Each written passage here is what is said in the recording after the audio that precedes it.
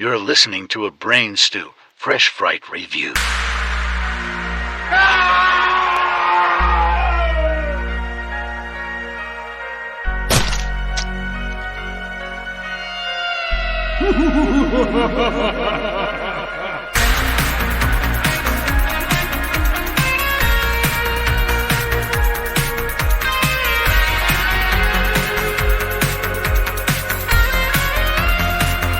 What's up, creeps, and welcome to a very, very special episode of that little thing that you like to tune into. It's called Brain Stew. It's a scream, baby. Ladies and gentlemen, we are here for a special spoiler-free, yes, it's a once-in-a-lifetime opportunity to hear us review a movie with no spoilers. Jeremy, we got an opportunity to see something over the weekend, courtesy of Paramount Pictures. What's that movie called? It's a sequel to like one of the most iconic movies ever made. It's gonna be a Scream, baby! Yeah. Thank you so much, Paramount Pictures, for inviting us to see Scream 6. Yes, it has Roman numerals in the M.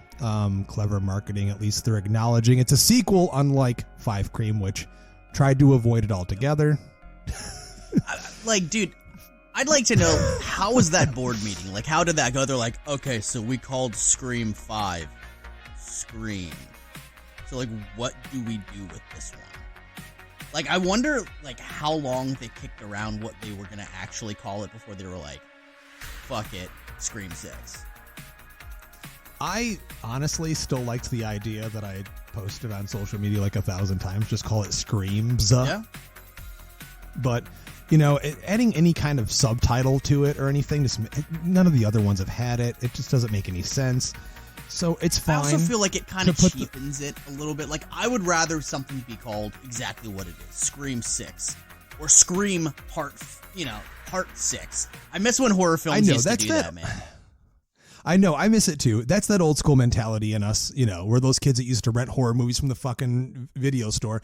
Unfortunately, modern audiences, if it's a 4 or a 5 or a 6, and they're like, wait a minute, I haven't seen any of these movies before, like, it really does kind of push them away from wanting to go in and see a new installment. But, you know, whatever, they acknowledged it. It's a clever way of doing it. And, you know, it's funny to think that we literally just got the last Scream like a little over a year ago, and we're already here with another one. And we know that COVID kind of pushed that one out a little bit. It was supposed to be released before it was released, but we're here. Yeah, we saw it.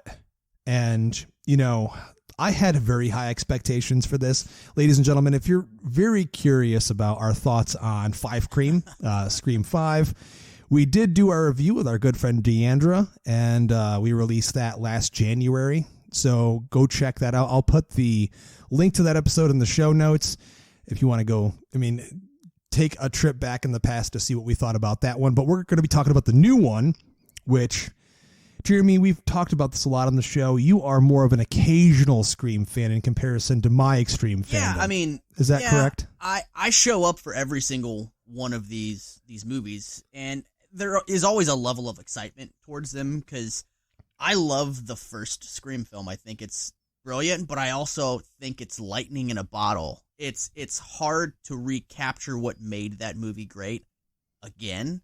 And that's why I feel like personally the sequels have not been for me, because they take the formula and they try to replicate it while twisting some little things and changing some little things. But ultimately, every film since the first one has Sidney Prescott, and, you know, this is where she's at in her life now, and the killings start again, and she becomes the target of the Ghostface killer again. And to me, I think it's great that up until this film, Scream 6, that Neve Campbell has been in every single one. It's really great to see someone of, you know, an actor of Neve Campbell's caliber come back again and again consistently for every movie. Yeah. And that's been cool for the fans too. And I know that, you know, she is a fan favorite.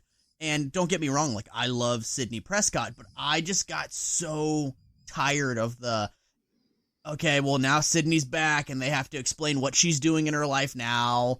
And now the killings have spiked back up and they're after her. Here we go. it became more formulaic for me. Can you imagine, dude? Can you imagine, in one of these sequels or even in the last one, in the phone call she gets in 5, she's literally like taking a jog with her baby in a carriage or some shit.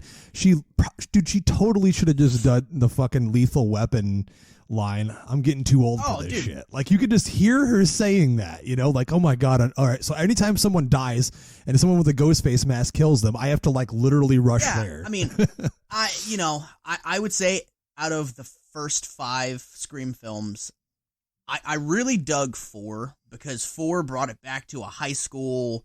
4 brought it back to Woodsboro. It was a little bit darker of an edge, especially compared to what Scream 3 was. So if I had to say in the first 5 films, which 2 I liked the most, I would have gone 1 and 4. I need to revisit 2, and I think I probably said that last year as well, and I still haven't. You probably did. And I'm going to say this now, because during this episode, I'm going to say where I'm going to be ranking the new one in comparison to the other ones. I mean, this is not a ranking episode, but just, right off the bat after one viewing, this may change after a second, but I doubt it. But there is a difference, ladies and gentlemen, for someone to have a favorite sequel, but still hold another sequel above it in terms of what they think is a better movie and what is a better sequel overall. Because I've already had people like literally message me on Instagram and Twitter and be like, dude, are you fucking for real? Like, we know how much you love Scream 2. Are you saying that you love this more? And I'm like, listen, like, I always approach things with a nostalgic sense. So Scream 2 is always going to be that one special sequel for me. It was the first Scream I saw in the theater. It's got one of my favorite characters of the franchise in it, Randy Meeks and whatever, so on and so forth. But, I will say right off the bat, because we're going to get into initial thoughts on this, and I did say this in my tweet and on the internet already, so it's no surprise, but I do think this Scream movie is the best Scream movie since the first Scream movie. Yeah, you said that you went into this with high hopes. I went into it not particularly caring about it very much because I hated Scream 5. I hated it because I thought it had a super strong beginning. I thought everything was great in the beginning. The kills were brutal. It was giving us a much more sinister ghost face. I was super on board, and then it started to fall apart for me towards the end of the second act, nearing the third act, and I hated the finale, and I just did not care for Scream 5 at all. I was like, yep, there it is, another Scream film that's, well, let's shoehorn Sidney Prescott back in, and I'll lead right into this, Justin, is I'm thankful, and I'm going to get some hate mail for this, I'm thankful that Neve Campbell declined coming back for this film because I feel like it pushed the filmmakers to create a new original story within that universe. Yes, Gale Weathers comes back, but in a much more organic way than it would have been to explain Sidney Prescott showing up in this film because, like you mentioned a moment ago, she's got kids now. She's married now. She's married. She's got kids, yeah. It would have felt... I guess apparently initially, Kirby from Scream 4 is in this film. I guess initially it was supposed to be Sidney that was coming back, and when Neve Campbell declined to come back, they wrote Kirby in. From what I've read and kind of what it seems like. You know what's interesting, and I don't mean to cut you off there, but Hayden Panettiere said in an interview that came out today that it was her who reached out to the directors of the production of this movie to get involved and to get Kirby back, and that it wasn't their idea, and that they kind of just, were like, oh, that's really a good idea. Like, the fans would love that. We should do that. I don't have, like, verbatim what she said in the Hollywood Reporter article or whatever, but I'm like, fuck yeah, it's a great idea. Why wouldn't you bring her back? She was a fan favorite. Next to Randy, to that point, she was... like, dude, horror fans related to her, loved her. Yeah, I mean, exactly. I mean, those two are like audience surrogates. Like, that character is us in the movie. You know what I mean? So 100%. So, here, I feel like it forced the filmmakers to be like, okay, so we have to tell a story, obviously with some familiar tropes because it is a Scream movie. They expect Ghostface. They expect a whodunit, But it forced the filmmakers to not focus on a character that has been in every single film and has been the focal point of every single film up until this point. What I loved about this new one is that in Scream 5, they introduced a bunch of new characters, and the only characters that they really even developed a little bit was the Carpenter sisters. The rest of the characters I felt like were your generic cardboard cutout horror movie characters. I didn't care about any of these new characters that were introduced in Scream 5. Did not give a fuck about them, and that's kind of why I walked into Scream 6 being like, let's see what this is about. And man, they really impressed me, because midway through the movie, they had done such a good job developing these characters that they introduced in the last film that I was invested in every single one of them. I did not want any of them to die because I fell in love with them wholeheartedly. And we're not going to, and I promise, ladies and gentlemen, we're not going to get loose here and reveal any of that shit as much as we'd like to. We are going to be releasing a spoiler-filled review in the following week, so look out for that if you're interested in that. But to your point, Jeremy, yes, I spoiler-free. This is spoiler-free. I keep saying that so I can remind the both of us, because we're just going to start going into shit that we're excited about and be like, oh yeah, when that never mind. But yes, we talked about this a little bit before, but Scream 5, aka 5 Cream, really was trying to do The Force Awakens for the Scream franchise. It was trying to introduce new characters, still have the legacy characters there. We know what it is. They reference it in the movie. It's a requel. There, said and done. Mindy Meeks said it best. But we're here for this thing, and now finally we are given the opportunity to let these new characters breathe, get to know them, develop them, really see where they are in their lives and what they're dealing with, these problems, the aftermath of almost all being murdered in the fifth film. And, you know, I honestly feel like I was definitely questioning my connection to Melissa Barrera as Sam Carpenter, the illegitimate daughter of Billy Loomis in Part 5. I thought she was fine in 5. A lot of people hated on her, but I can tell you right now, ladies and gentlemen, she won me over in this movie. I can tell you that much. I think her character has a much deeper meaning to her life. I think that her performance is more on point, and I can relate so much more to her character. I won't dare say she overacted in Part 5, even though overacting has always been a part of the Scream franchise. But here, she's much more subtle, emotionally driven, and her relationship with her half-sister, beautifully portrayed by Jenna Ortega, Tara Carpenter, their chemistry together and their relationship really broadens in this one. And as you were saying, Jeremy, these other characters, they call themselves, this is not a hardcore spoiler or whatever, but they're the Core Four, which is a cute little thing that Chad comes up with. And they're really solidified as the new characters of this franchise, and they really move forward with them, and I really fell in love with all of them in this movie. Same. They did an excellent job of making you care about these new characters, and that goes for Samantha's boyfriend in this installment as well. He even was somebody. He's a brand new character. Josh Segarra, who plays Danny Brackett, wink, wink, like Sheriff Brackett from Halloween. I see what you did there, radio silencers. I see what you did there. I mean, I'll say this much, too, and this hints at something. They do more to homage Sheriff Brackett than one way in this movie. Yeah. But the core characters here are, I think, for the most part, all the new characters are solid. I mean, but again, the center focus is the Core Four, and I think they do a really good job of picking up where the last one left off. For those that are unaware, I'm not going to explain what the whole movie is, but we fast forward, we're here in New York City. We're no longer in Woodsboro, which I found as a setting a breath of fresh air.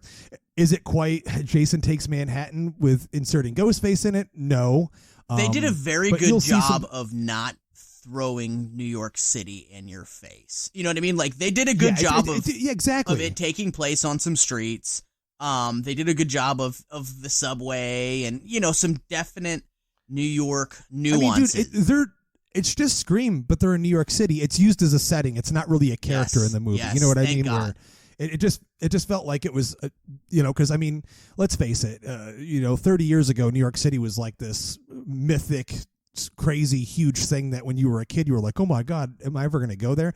And I've been to New York City like 100 times. Like now as an adult you're like, everyone goes to New York City. But I thought it was an interesting change because every other movie has been in California. You know what I mean? In Woodsboro or Hollywood, or you know what I mean? So here we are in a different setting, and it gave a different aesthetic and a different feel, and I liked that. And I think another thing that really struck me that worked with this movie, the last one was #4Wes. They really did want to homage what he created, have that vibe in some sense.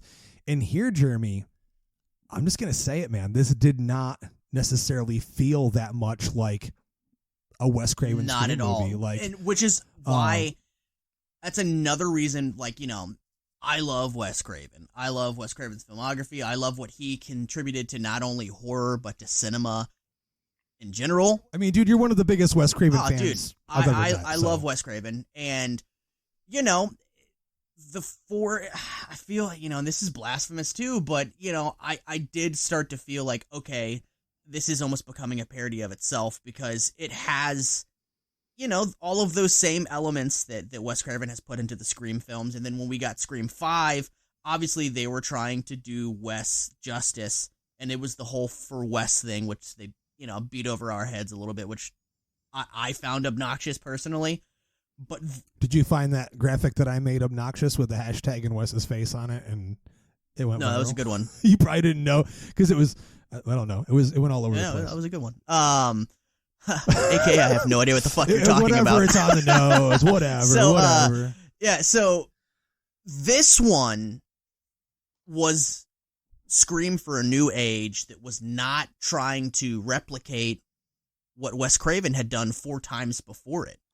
You know, this was a group of talented filmmakers making a Scream movie that's all of their own, not having to pay homage to anybody, not having to follow, you know, coloring within the lines of a coloring book. This was wholeheartedly, realistically, what they probably would have given us for Scream 5 if they weren't trying to toe the line so closely of making something that could honor Wes Craven, while also, let's be realistic, they had David Arquette, they had Courtney Cox and Neve Campbell, who were very cautious about entering that 5th film without a Wes. It took a lot of without a Wes Craven. So I feel like they kind of had to toe the line on the last one, but this one, the gloves are off. They're going all in. This is absolutely the most intense, scary, dark Scream film, I'm gonna say, potentially ever, maybe even more than the first one, because the first one, it had a lot of levity and the funny moments. That's true. Things That's like very that. True. This one was more of a straight up horror film. And it was, dude, it had me on the edge of my seat. I truly felt like no one was safe. Truly. Yeah, and much like what we saw with the last one, how Ghostface is much more visceral, much more violent, much more brutal, which they've, you know, every Ghostface has always been. But following through in those footsteps of the killers of the last one, Ghostface is literally a brutal monster unleashed. They're relentless. Angry. I mean, every time they show up, there's this hatefulness that surrounds them. Like literally, like it's evil has come upon them. It doesn't feel as much like just, you know, we're not going to say specifics because that would ruin the whole fucking thing for you. But this Ghostface, in terms of its presentation, the image, the way that the mask is now aged and cracked. And again, I'm not going to explain why that is because, again, that's a spoiler. But it gives this new look and feel to Ghostface. And, you know, I know there were some people that were really fucking mad when in the trailer, this is not a spoiler, Ghostface, you see them wielding a shotgun. And I wanted to remind them that literally every single Ghostface at the end of each movie, one of them has a fucking gun in their hand. Maybe they took the mask off, but guns and Scream and Ghostface have always gone together. And I dare say that the scene that we see Ghostface wielding a gun was deeply tense and suspenseful. And that's something that runs through this whole movie. you saw me, Jeremy. You sat next to me. How many times did I slide to the edge of my seat with my hands in the air like this? Like, no, don't. I literally said like that shit that you expect, like the little girl going to see a horror movie to say. I'm like, no, don't go in there. No, don't do that. Like, run away. I was doing all of those things because that's how fucking exciting this movie is. I'm gonna rewind it back even a little bit further, Justin. This is my favorite opening to any Scream movie. Oh my god. Since the original. It's going to be hard to ever beat the original Scream's opening. This is the second best. In my opinion, this is the second best. It was brilliant. It's never been done before. I didn't see it coming. I did not know what the fuck was going on. And when everything is revealed, it's like, that was fucking brilliant. Absolutely brilliant. And I have to say, the way that this movie, and all of them have done it, the way that the movies always cut to the title scene, where it'll say the title of the movie, it's always this exciting feeling in the theater. And the way this one cuts to it is so fucking badass and brutal. And then you're like, dude, the energy in the theater, and we had a pretty packed press screening for this. You could feel it. People were fucking excited. And to me, that's so impressive that this filmmaking team, Radio Silence, is making a sixth film in a franchise. And people are that excited to be in a theater to watch it.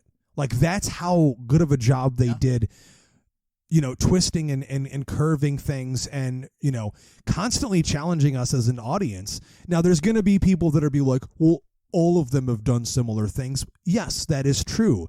But there are ways to do similar things and follow similar tropes and still challenge the audience and do something original. And I feel like this movie's done. Absolutely. It was so brilliant that I remember, you know, I don't know if I leaned over to you or if I just thought it, but all I could think, or I said, I don't remember, is, man, if the rest of this film is this good, I'm going to be blown the fuck away.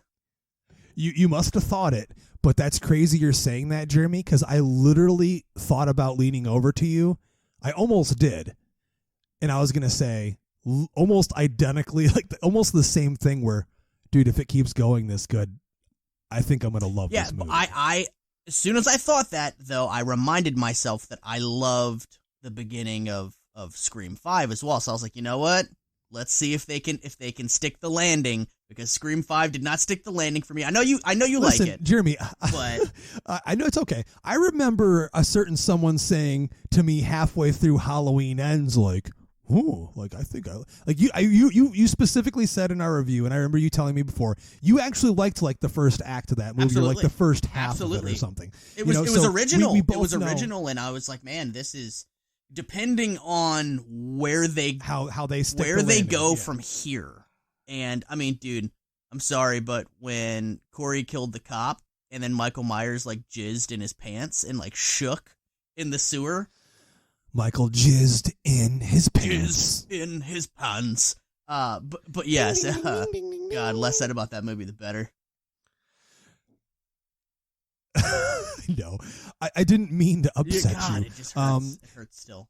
But you know, it's crazy. You to hurt think, me, though. David Gordon Green. You fucking hurt me. Did he hurt you enough where you're not going to watch his Exorcist movie? I mean, here's the deal.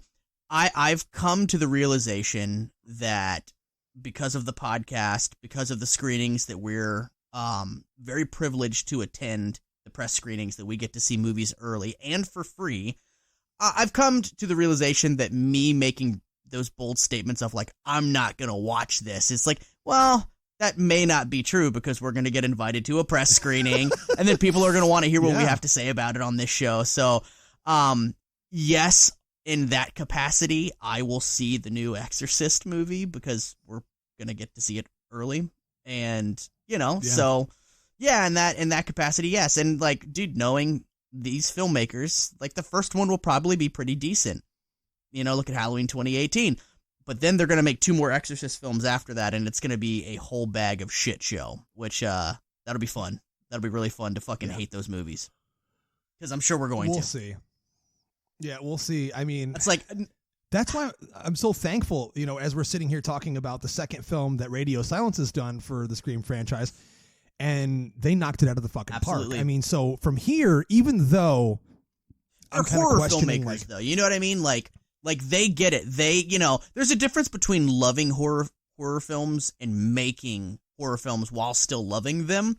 Like David Gordon Green is a guy that him and Danny McBride, they love horror films. That's great. But they're rooted in comedy. Like, that's what they're good at. So making Halloween 2018, it's like, okay, yeah, good, great job. But then I feel, you know what I mean? Like, they're not horror filmmakers. So they tried to go in different directions, I feel like, to appease a fan base while doing something different, and it just did not work for them. But not to go off on a tangent here, but it was announced yesterday, further details that the new Escape from New York film that's being helmed by the Radio Silence, Scream 5 and 6 filmmakers, is being called a requel, much like Scream 5 was. And I remember, this was yesterday, just thinking, you know what, if they don't get Kurt Russell back for this, I'm fucking out. I'm out. Because you can't. I feel like, dude, that's what they're leading with too. I don't think they want to do it without Russell. Like, how could you even if you're going to do a requel, which is, potentially a reboot sequel, how could you even do it without him? Because who are you going to have at the center? But it's funny because I was in a group chat with a couple buddies, and I was like, man, if Russell's not back in, I'm out. And then I was like, I'm a fucking idiot because, again, like what I just said about the press screenings, it's like, of course I'll still see this movie even if Russell's not in it, but I'm not going to be excited about it. You know what I mean? Yeah, I mean, this is interesting because I know I've told this already, but, blah, blah, blah, I'll make it short.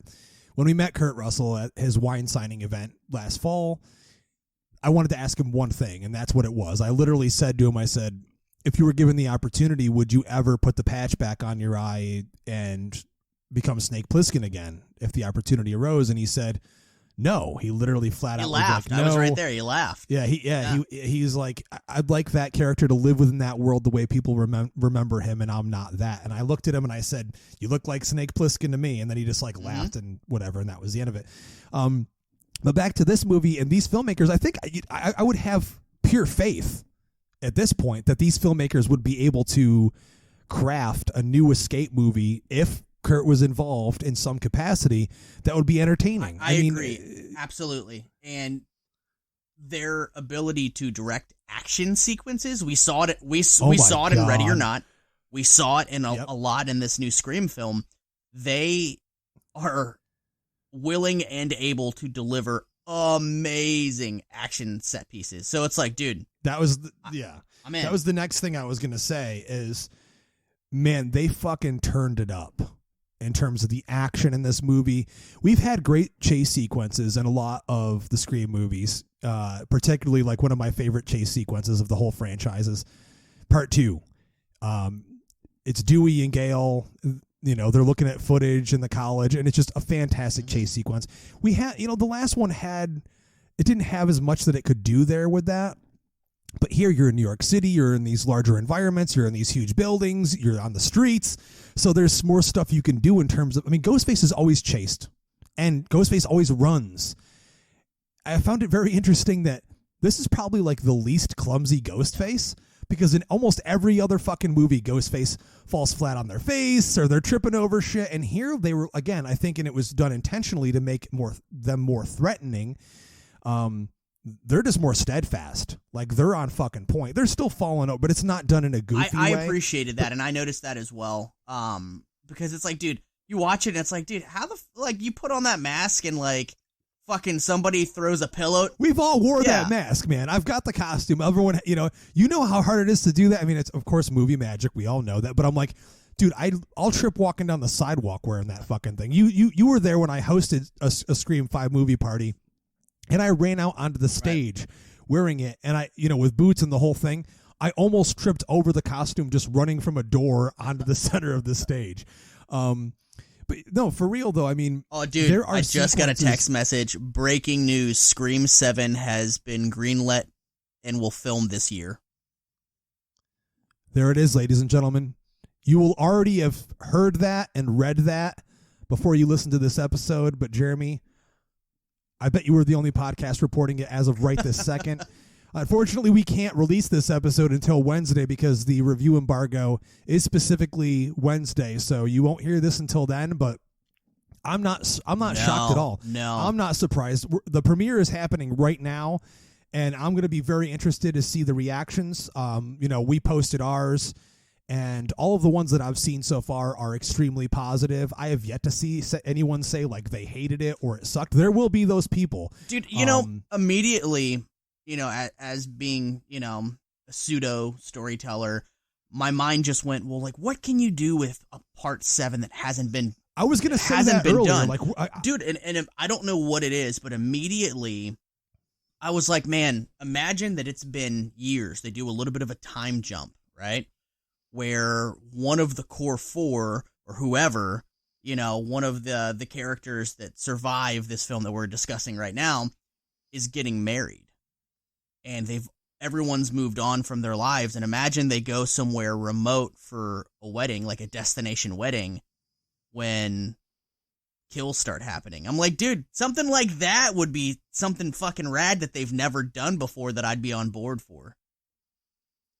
Yeah, and I think after this one, I think the team is smart enough to know, like, changing the location, changing the environment is going to be, helpful to the story because it's going to leave you with more ground to cover. You can do way more. I mean, we've already had how many Scream movies in Woodsboro? I get it. We all love to see these characters in Woodsboro, but at the same time, I think it's time to move on, and I think this movie proved that. Like, having it in New York City, I feel like they could even do one more in New York City. There's so many different things they could do with the environment that would be, really exciting. But dude, imagine like said, that they're now, it went from high school to college to now they've like I said, time jump to where they've already found career jobs. They have maybe some of them have kids. They go off on like a destination wedding. Ghostface shows up. That's true. No, none of them have really had kids brought into play. Like, think about how threatening that would be if one of them had children. That's what I'm saying. Do something different, wildly different than we've ever been given. Like, now that, really end out the trilogy by doing something that's never been done. That's my hopes for what a Scream 7 would be. Yeah, I mean, like I said, at this point, at the end of this one, I was questioning, like, where do you really take this? And you just made a great point. Like, dude, it's open now. They can do whatever they want with it. I think this movie is going to be a huge crowd pleaser. I think a lot of fans are going to be excited about this. It's literally a shot in the arm to a franchise that, it was reinvigorated with the last one, but I think now it shows that it can be on its own with these new characters, and it's living on, and it's going to be something that's going to continue, and it's going to be successful and entertaining. We've got the right people behind it. And I know you had questioned that at one point, but it made me extremely happy to see that your mind was changed based off this experience. I'm just going to tell you right now. Are we going to get into it? I mean, I'm going to get into it. I don't give a fuck. Here we go. I'm jumping in. I loved this movie. I have not said that about any of the sequels. I've thought that all of the sequels have been entertaining and good on certain levels. And I'm like, yeah, that's cool, and if I get a wild hair at my ass, I might watch one of the sequels. I've been more inclined to tune into part 4 over into the other sequels. But, dude, I loved this movie, and I feel like that's insane because I never expected to love this movie. I fully expected to walk out of this with you, Justin, going, yeah, that was another Scream sequel. Like, it wasn't bad, but it wasn't great. It was kind of what we've come to expect from these things, because they have been formulaic, in my opinion. This one blew me the fuck away. I found it wildly original while also doing some tropes that are familiar and necessary for these films, but it was wildly original. I fell in love with all of the characters. Like, literally, I'm talking about the core 4. I'm talking about the new boyfriend that's introduced, some of the other friends that are introduced. I loved these characters. The ending, the finale, dude. I would say that this finale, like, the raw psychotic energy that the original Scream had, where, Billy and Stu, like, they've been holding it together and trying to act like a normal teenager, but it's like they are unhinged. They're legitimate psychopaths. Especially Stu. This is, obviously,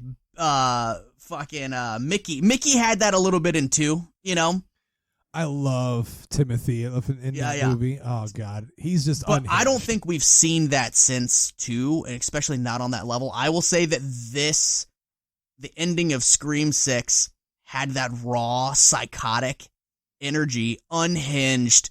These, these characters have been put through the ringer by the finale of this. The killer, is unhinged and out for blood. There's more motive in this than we've gotten in some of the Screams for the motivations.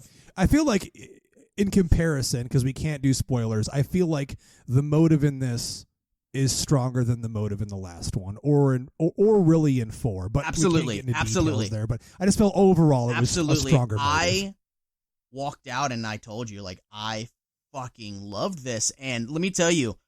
Again, from hating Scream 5 and just being kind of a fair weather fan, this isn't my favorite franchise.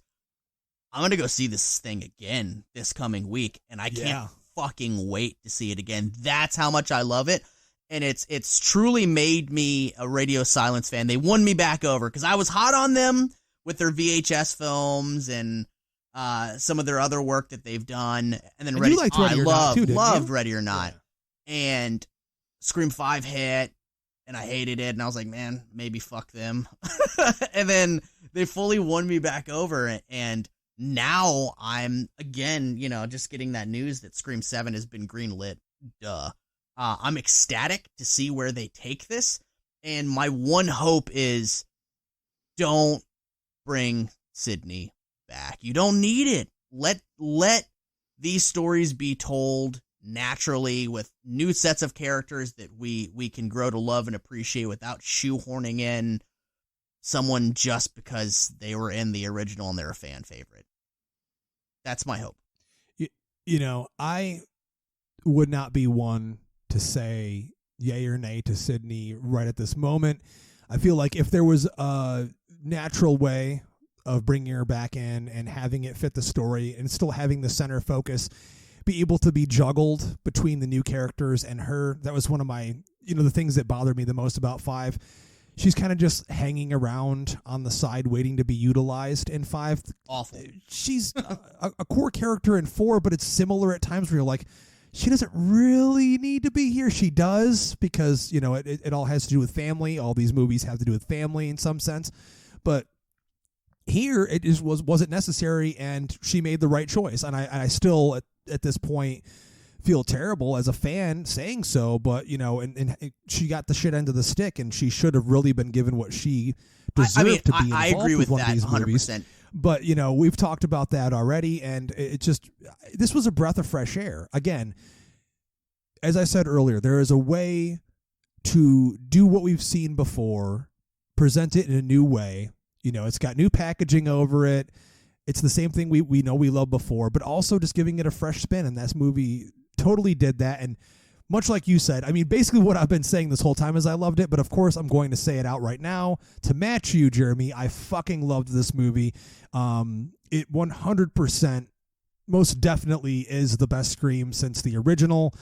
The most entertaining thrill ride. It's just a roller coaster, and you ride it from start to finish, and you saw me. I only peed once, dude. That's progress, and that's how I know that you 10 loved in the it. morning. But I kept turning to him like, man, I have to fucking piss so bad, and you were like, dude, I have to shit so bad. We both held it the whole fucking movie because that's how good it was.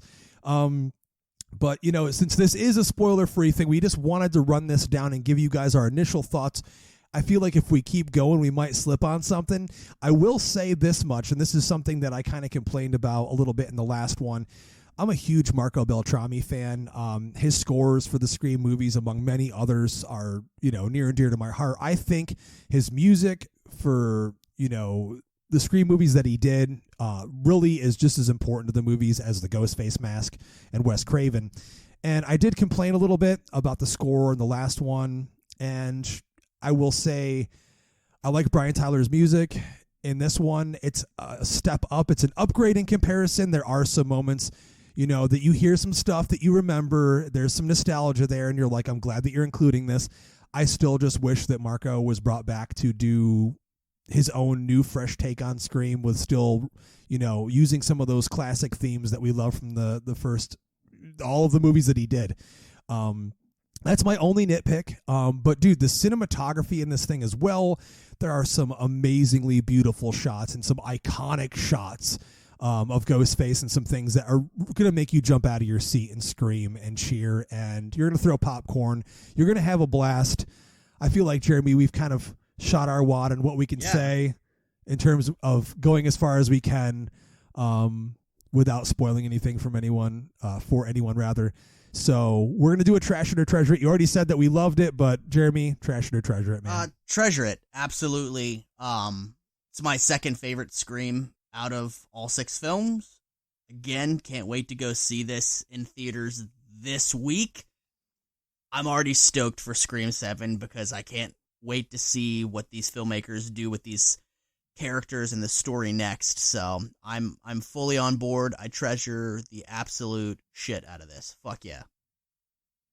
Yep, and lockstep with you. I'm treasuring this thing. They really, really just knocked it out of the park. They took something, made it their own with still having it, that Scream that we love. Bringing Kirby back was a great decision. She felt organic to the story to me. It was great to see Hayden back in the Scream franchise. I loved, you know, Gail's character as well. She still felt, like you said earlier, organic to the story. She wasn't shoehorned in, and everything she does in the film has impact, and it really makes you connect with her even more as a character. 100%. There's a lot of emotion in this movie, much more deeper emotion than we've seen from the last few. I'm glad you really said are that. connected to these characters. You said that. Yeah, I felt like there was a lot more emotion, especially between the sisters, you know, the Carpenter sisters and stuff, like in their performances. They were just felt real, and like how characters, rather real people, I should say, would deal with these situations, you know, going to therapy, trying to work on each other, and, you know, as a core group and as family. And it just, this is how you deal with like a fucking, you find out your dad was a serial killer, a famous one, and like, you know, people are after you trying to kill you. It's just beautifully done. Bravo, Radio Silence. I loved this movie. I cannot wait until next week when we can actually talk about all of it with you guys. This is going to be one that a lot of people are going to be excited to talk about. We can't wait to open up the spoiler door and give you everything. Knives, Ghostface. Kicking that bitch open, dog. Yeah, 100%. But ladies and gentlemen, if it's your first time listening, you can find us on social media at Epic Film Guys on Instagram, Twitter, Facebook. You can hear the podcast literally anywhere podcasts are found. And if you like what you're hearing, if you hate what you're hearing, if you want to tell us to go fuck ourselves, head on over to iTunes or Spotify and you can leave us a review. We would greatly appreciate it. But above all, thank you so much for listening to this episode. We left B-Ratty off for obvious reasons. He didn't get a chance to see the movie because he doesn't live near us and he doesn't get to go to the press screenings with us. So we love you, B-Ratty. We miss you, but we'll see you next week. So until next time, I'm Justin. Jeremy. And as always, we like to ask you to keep it creepy.